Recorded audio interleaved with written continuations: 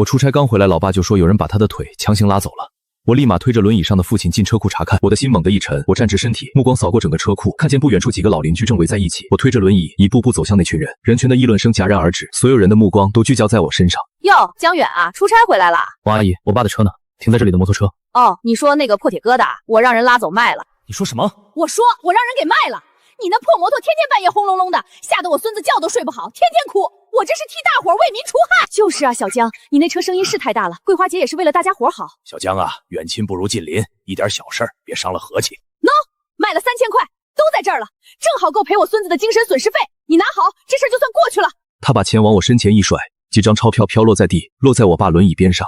40万的杜卡迪 V4，父亲半生自由与尊严的黑骑士，只值3000块的废品。小江，快把钱捡起来吧。桂花姐也是好心。是啊，年轻人要懂事，别为了这点小钱闹得大家脸上都不好看。周围的邻居见我不说话，都以为我被镇住了，纷纷开始劝说。钱我收下。我弯腰将桂花之前甩在我身上的那叠钱一张张捡起来，仔细抚平，然后不急不缓地放进了自己的口袋里。我没有说话，推着父亲转身离开了。以后记住了，这小区还轮不到你们这些外来的撒野。我爸坐在沙发上，两眼无神地盯着电视屏幕，桌上的3000块钱就那么整整齐齐搁着。爸，喝点水。没了，我的腿真的没了。我回到自己房间，打开书桌的抽屉，拿出一个文件袋。我抽出最上面的一张，上面写着苏卡迪 V4 超级摩托车购车合同，下面还有几张厚厚的改装清单和付款凭证。我拿出手机，找到一个号码拨了出去。您好，这里是刑侦大队吗？我要报案，我的个人财产被恶意侵占并变卖，涉案金额初步估计40万元。我坐在询问室里，面对李警官，把事情说了一遍。江先生，根据您提供的证据，这辆摩托车确实价值不菲，但对方的说法是，他以为是废品，代为处理。李警官，一辆崭新的摩托车停在专属车位，有明显标识，怎么会是废品？他甚至知道车主是我父亲，还特意选择我出差期间动手，这绝不是以为是废品那么简单。我们已经传唤王桂花过来了解情况了。哟，这不是江大少爷吗？怎么报警抓我这老太婆啊？王桂花女士，请您坐下。我们现在正式向您询问关于江先生父亲摩托车被变卖一事。问呗，我有什么好怕的？我跟你们说，那破摩托车天天半夜轰隆隆的，吓得我孙子觉都睡不好，天天哭。我这是替大伙为民除害。他爸是个残废，他就不能管管？王阿姨，我父亲的摩托车是他的精神寄托，是他的腿。你凭什么自作主张把它卖掉？精神寄托？那玩意儿能当饭吃啊？你那车子噪音大，影响我们小区居民休息。我这是替天行道，而且我也给他钱了，3000块呢，够他再买个小电驴了。王桂花女士，请您注意言辞，我们现在讨论的是涉及到侵占他人财产的问题。盗窃？我盗窃什么了？我那是帮他清理垃圾，3000块钱我一分没贪，都给他了。现在的年轻人真是没良心。我跟你们说，我这人啊最讲道理了，你们可别被这小年轻给骗了。哼，小兔崽子想跟我玩法律，老娘玩的是人情。江先生，王桂花女士拒不承认盗窃，只说是代为处理废品，而且还拿出了您收下3000块钱的事实，这让案件的定性变得复杂。李警官，3000块钱是我为了让他放松警惕，收集证据。我父亲的摩托车是杜卡迪 V4，价值远超30万。这绝不是一个误会，我相信法律会给我父亲一个公道。哎呦喂，我这辈子是造了什么孽呀？好心帮人，反倒被当成驴肝肺。我就是看那破摩托车占地方，噪音又大，想着帮他家处理了，还给了3000块钱。结果呢，他江远把我告到警察局去了。什么？告到警察局了？这也太过分了吧！就是不懂事，一点小事就上纲上线。我这把年纪了，他还说我盗窃。我王桂花什么时候偷过东西啊？我这是为了大家伙的清静，为了我那受了惊吓的孙子啊！果然，这就是他的人情绑架。他要用舆论把我钉在耻辱柱上。各位邻居，大家给评评理啊！我好心帮忙，反被污蔑，这世道还有没有公平可言啊？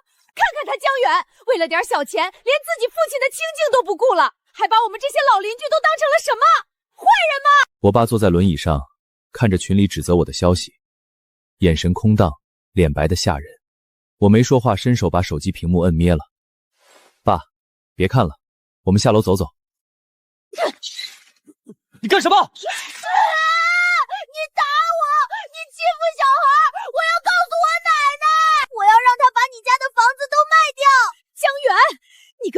养的东西，你敢动我孙子，你是不是活腻了？王阿姨，你孙子言语侮辱我父亲，还故意撞轮椅，我只是自卫反击。而且他刚才亲口说了，你通过一个老旧的废品回收 app 处理我父亲的摩托车，还说我父亲是瘸子，活该没腿。这些话我都录下来。录音？你还敢录音？你这是偷拍，你这是诬陷！我告诉你，我孙子是个孩子，他懂什么？我是他同学的家长江远，我刚才录下了小胖在小区内对我残疾的父亲进行言语侮辱和人身攻击的视频和音频。他还试图用自行车撞我父亲的轮椅。我已经把证据发到您的微信上了。你竟然把这事儿告到学校去了！你个阴险小人！王阿姨，这不是阴险，这是让他为自己的行为付出代价。江远，你给我等着！你别以为这事儿就完了，我咒你们父子不得好死！小胖受罚这事儿在小区里传了个遍，王桂花竟然请来了德高望重的张大爷来教训我，我瞬间明白这场鸿门宴是躲不掉了。这事儿闹的大家伙都知道了，小胖那孩子是有点淘气，桂花呢也是好心办了坏事儿，但是远亲不如近邻，闹到学校，闹到警察局，这多伤和气啊！张大爷，我只是维护我父亲的合法权益。哎呦，张大爷您是不知道，他竟然把我告到警场局，还把我孙子弄得在学校被批评。就是啊，小江，你一个大人跟个孩子计较，还把桂花姐弄得这么难受，太不应该了。小江啊，你听大爷一句劝，现在趁着事情还没闹大，你去跟警察说一声，把案子撤了。小胖那边，你跟学校道个歉，这事儿就算过去了，大家还是和和睦睦的，多好。张大爷，您说的和睦是在我父亲的摩托车被当成废品卖掉之后，王阿姨还倒打一耙，利用舆论对我进行道德绑架吗？哎，小江，你这话就有点偏激了。而且他也给了钱嘛，你那摩托车再贵，也不能影响大家休息。张大爷，您刚才说王阿姨是好心办坏事，可据我所知，王阿姨在小区里可不是第一次好心的替人处理东西了。你胡说什么？小江，饭可以乱吃，话可不能乱说。桂花她平时热心肠，大家伙都知道。张大爷，我只是有些疑惑。我听说王阿姨对小区里谁家有什么不和谐的声音，谁家占了公共空间，甚至谁家有什么私事都了如指掌，她怎么知道的这么清楚呢？难道她有千里眼顺风耳？这有什么稀奇的？大家伙平时聊天不就聊这些吗？是啊，可有些信息不是聊天就能聊出来的吧？比如王阿姨之前在业主群里怎么会知道李大爷家装修，把垃圾堆到了公共区域，还知道李大爷是外地人好欺负，她甚至知道李大爷的电话号码，直接打过去骂人。你别听他胡说。这小江啊，你有所不知，桂花她年纪大了，眼神不好，耳朵也背，平时啊都是我帮她留心着点儿。他让我帮他多问问多听听，看看小区里有没有什么不文明的现象，好让他去管理。哦，原来是这样。张大爷，您帮王阿姨打听这些不文明现象的时候，有没有打听过一些，比如谁家几点出门，谁家晚上几点回家，谁家有没有什么值钱的东西放在外面，或者谁家有什么隐私八卦呢？那可不，桂花她说了，要知己知彼。所以啊，我平时就多跟大伙聊聊，把这些都记下来，再告诉桂花。果然，这就是他利用人情绑架的手段。原来如此，张大爷真是热心肠啊。不过我听说现在国家对公民信息保护的很严格，随意打听、收集、泄露他人的隐私信息，这能有什么事儿？我们都是为了小区好，为了大家伙好。刑法第253条之一，侵犯公民个人信息罪，违反国家有关规定，向他人出售或者提供公民个人信息，情节严重的，处3年以下有期徒刑或者拘役，并处或者单处罚金；情节特别严重的，张大爷那帮人灰溜溜的散了。王桂花气不过，拉着李大妈不知在说些什么。我立刻明白了，这是新一轮攻击要开始了。哎，你们是不知道啊，那个江远心黑着呢。昨天把张大爷都给气病了，就为了那点破事儿，连小孩和老人都不放过。不是说他爸的摩托车被卖了吗？是啊，我好心帮他处理了，还给了3000块钱。他倒好，反过来咬我一口。我跟你们说个秘密，他爸那摩托我看着就来路不正，说不定就是个赃车。赃车？真的假的？那还有假？我看他就是不孝，想把他爸那点救命钱都给榨干了，不然怎么会为了这点小事儿闹得鸡飞狗跳的？说吧，说的越多，证据就越充分。我回到家，打开笔记本，开始剪今天用无人机拍的视频。刚点开播放，里面就传出李大妈那尖酸刻薄的声音。他们还在说。爸，没什么，一些杂音。我听见了，他们说我的黑骑士是赃车。爸，您别信他们胡说，车是我们堂堂正正买的，发票合同都在。他们凭什么这么污蔑？那辆车是我一个螺丝一个螺丝亲手拧上去的。小远，你记不记得我带你去提车那天，我跟你说过什么？您说这是我的新腿？对，我还在油箱盖下面偷偷用小刀刻了一个字。刻了一个字？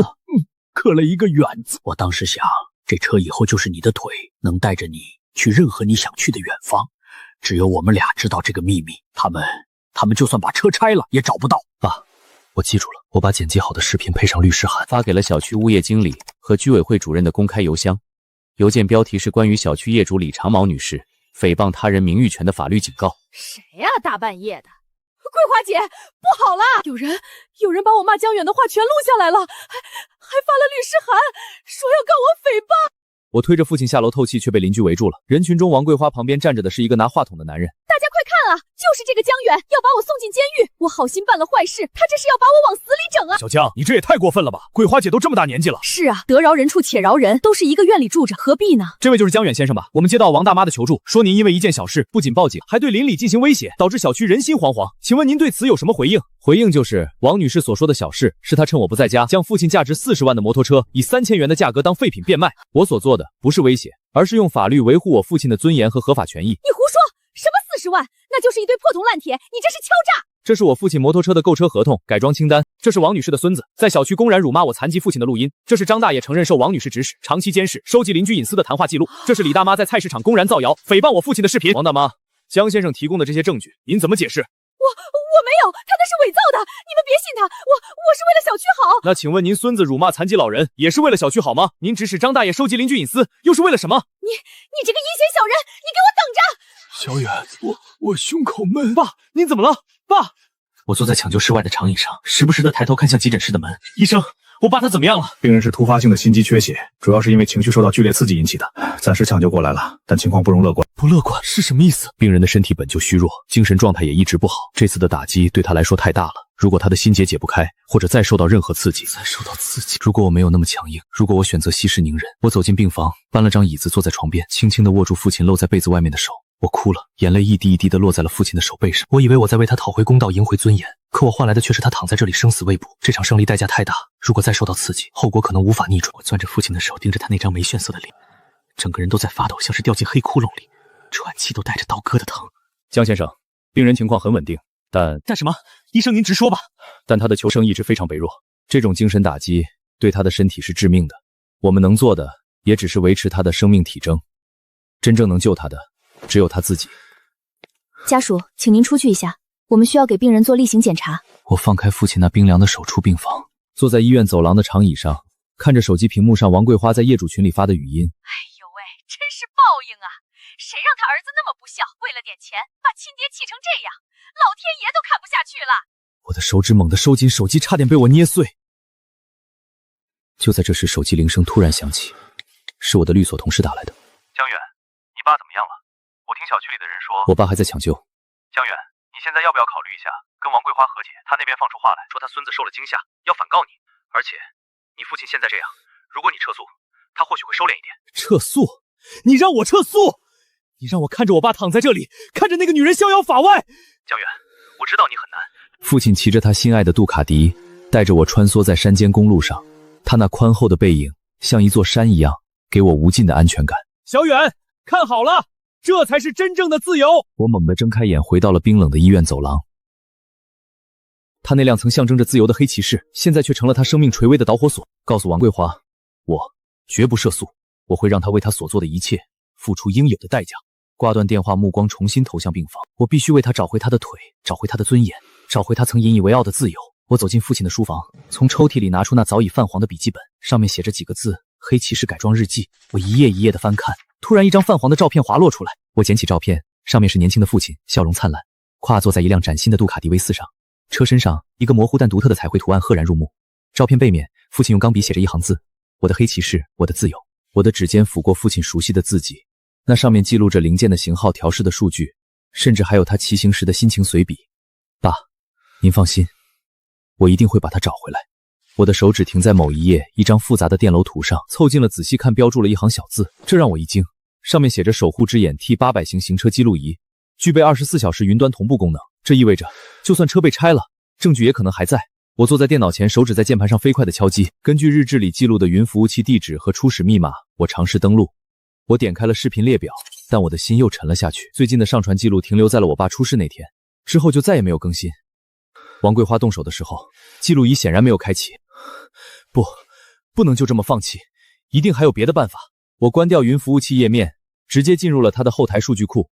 我以王桂花家所在的地址为中心筛选，成百上千条记录闪过，大部分都是些废纸箱、旧家电。突然，我的目光被一条记录盯住了：发布人王某交易内容高价值特殊金属回收，交易时间就是我爸摩托车被偷走的第2天，订单详情已经被删除了，但在交易帅爆的角落，留下了一个被压缩的极其模糊的交易编号。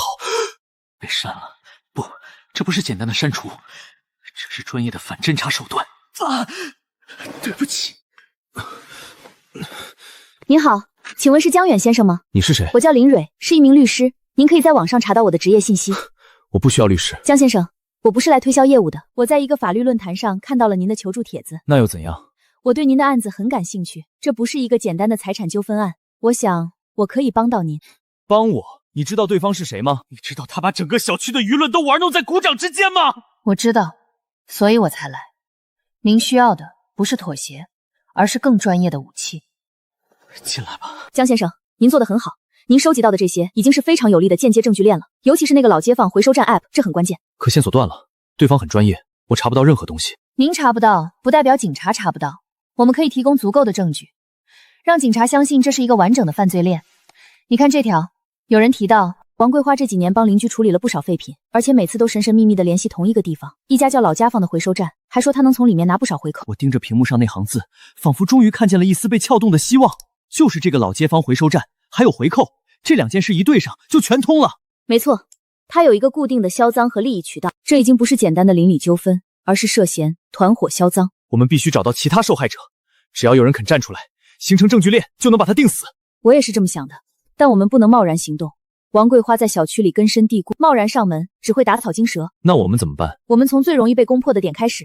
你还记得聊天记录里提到的老刘吗？他既然敢在群里抱怨，说明他心里有怨气。好，就从他开始。我敲了好一会儿老刘家的门，一张带着警惕的脸从门缝里探了出来，正是老刘。刘叔，您别怕，我们没有恶意，我叫江远，就住咱们小区。我不认识你们，你们找我干什么？刘先生您好，我是律师。我们知道您之前有些东西被王桂花处理了，我们想来了解一下情况。刘叔，我爸的摩托车也是被他卖的。如果我们这些被欺负的人再不站出来，那么整个小区就会变成他的天下，到时候我们谁都跑不掉。那辆自行车是我当年结婚时我老伴送我的，王桂花说我占了楼道，非要帮我处理，我不同意，他就天天来我家门口骂，我实在没办法，就让他拉走了。他说卖了50块钱，我1分没要。后来我才知道，他转手就卖给一个收藏旧货的，卖了3000。刘先生，您愿意把刚才说的这些作为证词签上您的名字吗？我签，我这把老骨头，我不能让我老伴送我的东西就这么不明不白的没了。我看着眼前的证据，王桂花用人情和恐惧编织的大网正在被我们一点点撕开，有签了字的证人证言，有偷偷录下的录音，还有从各种渠道搜集来的聊天截图。这些材料不仅能证明王桂花盗窃和侵占他人财产，还能证明他长期利用寻衅滋事、诽谤、侵犯隐私等手段，对小区居民进行精神控制和胁迫。现在该让他为自己的行为付出代价了。江远，你准备好了吗？一旦这些东西交出去，就没有回头路了。林律师，把所有材料整合好，明天一早我们兵分2路，你联系媒体，我去市刑侦大队，我要让阳光照进这个小区的每一个角落。我从大门里走出来，手里的证据已经交了上去。我回头看了一眼那栋严肃的大楼，感觉像打完了一场仗，浑身都快散架了。我坐进车里，林律师的电话就打了过来。江远，都提交上去了。李警官亲自收的，他说会立刻成立专案组。媒体那边呢？已经报了，我联系的媒体效率很高，刚刚全网推送一篇名为《40万的废品与被践踏的尊严：一个老旧小区的法治困境》的深度报告。王桂花的名字传遍全市了。他会反扑的。狗急了都会跳墙，他一定会用尽一切办法让你撤诉，或者让你父亲那边出问题。医院那边你多加小心。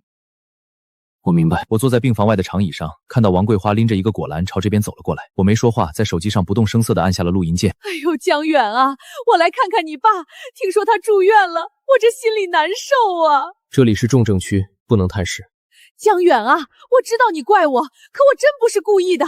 你看，现在事情闹成这样，我爸怎么样不用你操心。江远，你把那个案子撤了吧，我们私了，你开个价，多少我都认了，只要别让我这把老骨头去坐牢。私了，王阿姨，你觉得我父亲的尊严是多少钱能买回来的？你别给脸不要脸！我告诉你，我儿子已经找人了，只要我一句话，你跟你爸在这个小区一天都待不下去。家属请小声点，这是医院。我好心来看病人，他就是这么对我的。他爸被他气得住院，他还反过来讹我。就在王桂花对着护士颠倒黑白的时候，林律师的声音从他身后响了起来。王桂花猛地转过身，她脸上的悲痛瞬间消失，取而代之的是惊慌和怨毒。王桂花女士，根据相关法律条款，扰乱秩序者可判处5日以上10日以下拘留，并处500元以下罚款。您是想体验一下吗？你你是谁？我是江远先生的代理律师，刚才的行为已全程取证，都会成为呈上法庭的新证据。我跟江远说几句话，还好心来看病人，你们就是想把我逼死！您最好现在主动交代事情的来龙去脉，以及赃物去向，争取宽大处理。那辆车你到底卖给了谁？他现在在哪儿？那辆破车早就不在城里了，有本事去城南那个拆车厂找啊！就算找到，也只剩废铁了。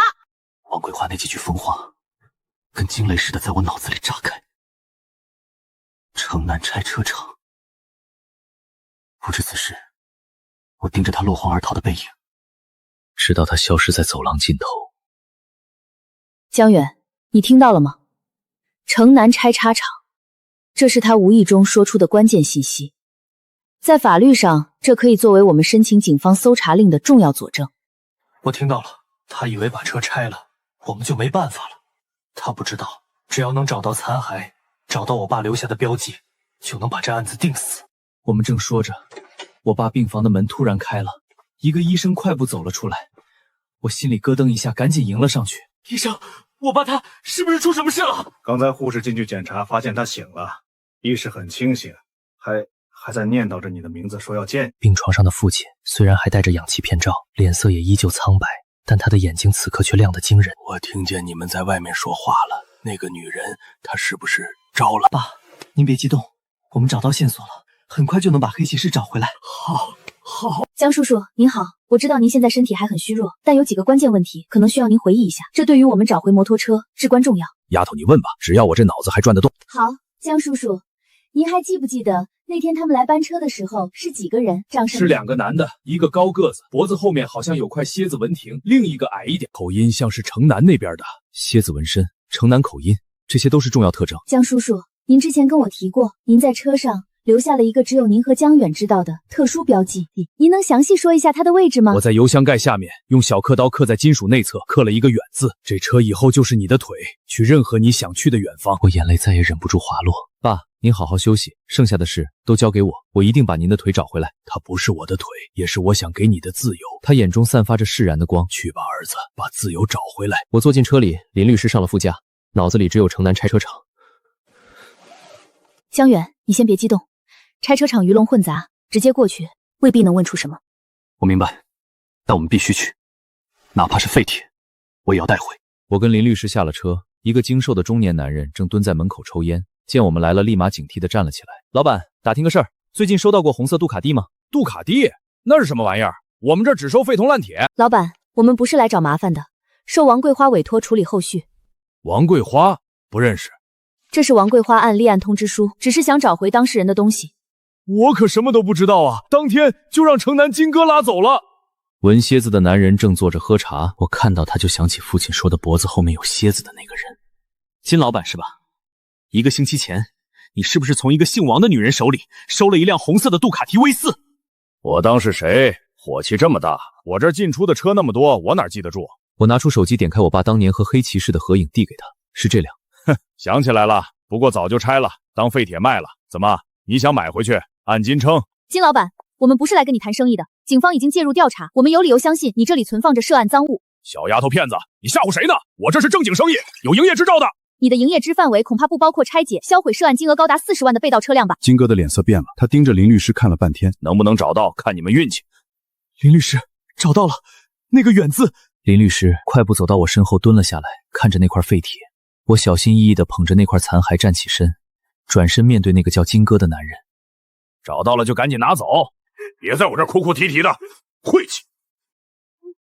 金老板，这些残骸现在是重要物证，我们要全部带走。另外，你和王桂花的交易记录，警方很快会来调取，我劝你最好主动配合。随便你们。江远，你确定这个云服务器的地址和密码是准确的？我们尝试登录，但被锁定了。我确定，日志里就是这么写的。对方很可能在我爸出事后就修改了密码，或者设置了更高级的防护。李队，对方的反侦查意识很强，服务器设置了多次密码错误后，自毁部分索引文件的程序。我站在询问室单向玻璃外，盯着里面那个歇斯底里的女人。墙上的电视屏幕还在循环，播放着那段录像。王桂花，视频的真实性已经由技术部门鉴定来源合法，内容清晰。你还有什么要狡辩的？我没有狡辩，我就是被冤枉的。你们警察怎么能帮着外人欺负我一个老婆子？我要告你们！我要去市里告你们！王桂花，鉴于你伙同他人盗窃公民财物，涉案金额巨大且毫无悔改之意，在证据面前依然百般抵赖。经研究决定，我们现在依法对你进行刑事拘留。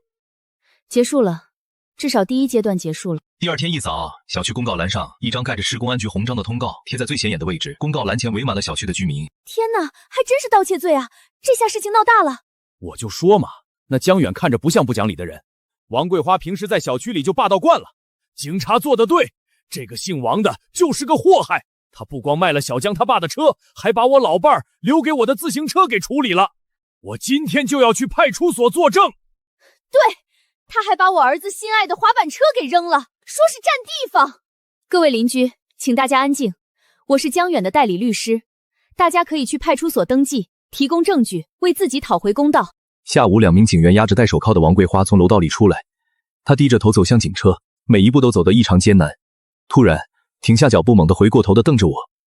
她那双曾经精明市侩的眼睛里，此刻只剩下最纯粹的怨毒，像2条毒蛇，恨不得把我生吞活剥。您好，是江远，江先生吧？我是王强，王桂花是我母亲。我知道我妈这次做的不对，给您和叔叔造成了很大的伤害，我替她给您道个歉。道歉就不必了，有什么事直接说吧。这张卡里有50万，密码是6个8，您先拿着治病。他以为钱能解决一切，你是不是觉得有钱就什么都能买到？我不是这个意思。他卖车时说那是废品，只值3000块，现在拿50万来，想买我父亲的尊严，这官司我打定了，绝不私了。第二天，我把王强的事告诉小林。我猜到了，这是唯一的办法了，用钱砸到你松口为止。他们太小看我父亲的感情了。王桂花在庭上可能会打3张牌：第一，人情牌，扮演好心老人；第二，抵赖牌，推给无知和误会。他以为法官会信吗？必须展示他长期侵占邻居财物。当晚我在客厅翻看改装日记，手机震动，是林律师打来的。林律师，王桂花开始打第3张牌了。什么牌？装病，申请保外就医，拖延时间。我就知道他又来这套。你放心，他想拖，我奉陪到底，就算装死也要把他拉上法庭。装病，这就是你的第3张牌吗？肃静，现在开庭。审判长，我当事人王女士年事已高，且突发多种疾病，身体状况极差，随时有生命危险，恳请休庭，同意保外救生申请。公诉方对此有何意见？这是医疗中心出具的王桂花女士近1周的健康报告。报告显示，被告人生命体征平稳，完全具备出庭受审的能力。被告人，你的身体状况是否无法坚持庭审？我头晕，心口疼。请求不予支持。王桂花，如有不适，可举手示意，但不要试图干扰法庭秩序。法官大人，我冤枉啊！我就是个什么都不懂的老婆子，他家摩托车半夜响吵我孙子，我才想着帮他们处理掉的。江远，你摸着良心说，我跟你爸做了几十年邻居，我拿了那3000块全都给你了，你怎么能反咬一口说我是小偷？被告人，你只是好心办坏事。对，我就是好心。审判长，我请求播放视频证据。我做主，给你们3000块，够意思了吧？被告人，如果只是处理废品，你需要特意负担废铁处理，还自作主张定下3000块吗？这可不像什么都不懂的老人，反而像经验丰富的销赃者。反对，原告律师主观臆断。审判长，这是废品站交易记录。不仅如此，我们还有证人。证人刘先生，请您告诉法庭。是，他把我老伴的自行车骗走卖3000，却说卖了50，他就是个惯犯。审判长，我方对这份物证对其真实性表示严重怀疑。这只是一堆废铁，没有发动机编号和车架号，仅凭模糊刻字认定是摩托车。我们有证人可以证明。证人只能证明看到了废铁，无法与丢失摩托车建立联系，请求法庭驳回无效物证。肃静，辩护律师质疑合理，能否提供更直接确凿的证据，证明他的唯一指向性？有，审判长，我们有。我父亲留下了最隐秘的标记，一个除了我们父子，任何人都不知道的秘密。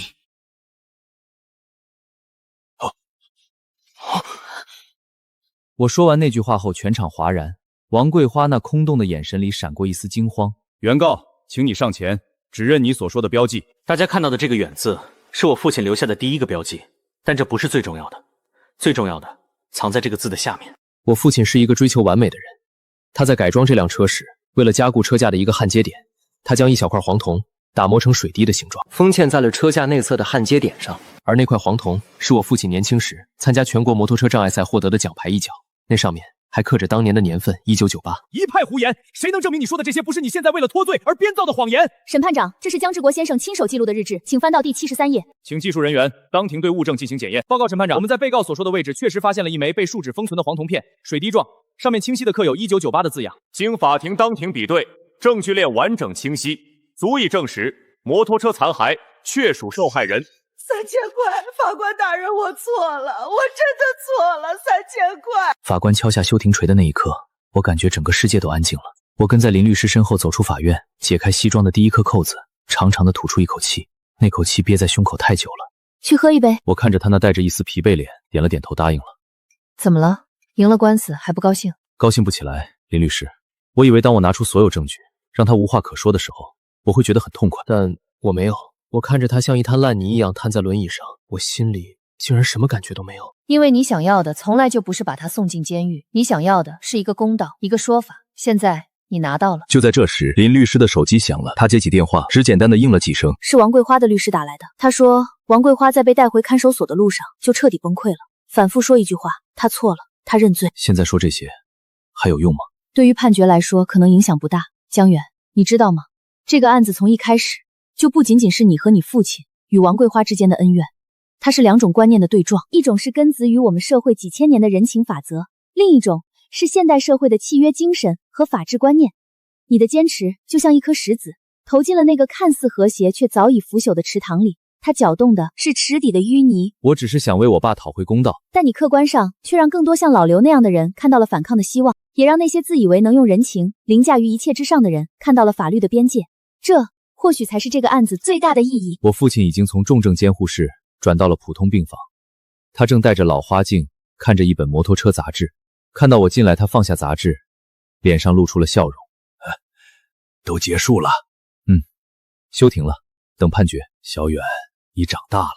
我听到这话鼻子一酸，差点掉下泪来。从你决定报警，决定打这场官司开始，爸心里就没怪过你。让我生气的是，他把我的尊严和我活着的念叨当成废品给卖了。爸，对不起，我差点。不，你没有，你把他找回来了。你用你的方式告诉了所有人，有些东西是不能用钱来衡量的。爸这辈子最高兴的也不是拥有了黑骑士，而是今天我看到了我的儿子为了公道这2个字，敢于对抗整个世界的勇气。我紧紧攥着判决通知书，宣告着一切的终结。这几个月发生的一切结束了，真的结束了。父亲绝望的眼神，王桂花嚣张的嘴脸，以及法庭上激烈的交锋。现在一切都尘埃落定。江远，你也收到通知了。辛苦你了，林律师。这是我应该做的。怎么样？感觉如何？不知道，有点空，也有些释然。王桂花那边判决下来，她彻底崩溃了。听说在看守所谁也不见，整天念叨3000块和面子，她儿子也没再上诉。早知如此，何必当初？是啊，不过案子影响不止于此，老刘他们都去派出所做了笔录，居委会物业也开始整顿，小区里的风气正在悄悄改变。那就好。你赢回了父亲的尊严，也赢回了你自己。是的，我赢了。第二天，法院正式宣判，王桂花被判有期徒刑3年。几天后，小区公告栏前，小远，他悔恨了吗？爸，他悔恨的不是他做错了事，而是他输了。数月后，我用赔偿款为父亲购置了一辆全新的、更智能的电动轮椅，轮椅带了减震和越野功能。我爸坐在上面，感觉就像重新拥有了双腿。数月后，我推着父亲在海边宽阔的公路上，阳光洒在海面上，波光粼粼。父亲的脸上洋溢着久违的笑容，他指着远方跟我说着：“你看，他年轻时骑行去过的那些地方。”小远，这才是真正的自由啊！是啊，爸，真正的自由。